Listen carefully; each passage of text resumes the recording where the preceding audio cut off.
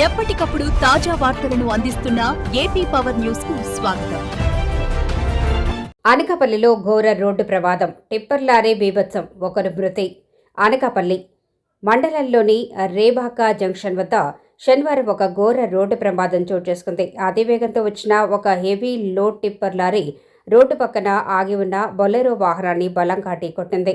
ఈ ప్రమాదం దాటికి బొలెరో వాహనం అదుపు తప్పి సమీపంలోనే ద్విచక్ర వాహనం ఆపి మాట్లాడుకుంటున్న ముగ్గురు యువకులపైకి దూసుకెళ్లింది. ఈ ఘోర ప్రమాదంలో బొలెరో డ్రైవర్ తీవ్ర గాయాలతో అక్కడికక్కడే మృతి చెందగా ద్విచక్ర వాహనం వద్ద ఉన్న ముగ్గురు యువకులు తీవ్రంగా గాయపడ్డారు.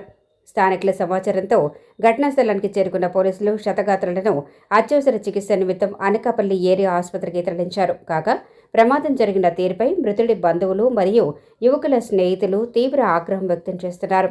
సంఘటనా స్థలానికి భారీగా చేరుకున్న బాధితుల కుటుంబ సభ్యులు లారీ డ్రైవర్ నిర్లక్ష్యంపై నిరసన వ్యక్తం చేస్తూ న్యాయం చేయాలని డిమాండ్ చేస్తున్నారు. దీంతో రేబాకా జంక్షన్ వద్ద ఉద్రిక్తత వాతావరణం నెలకొంది. పోలీసులు కేసు నమోదు చేసి దర్యాప్తు చేస్తున్నారు.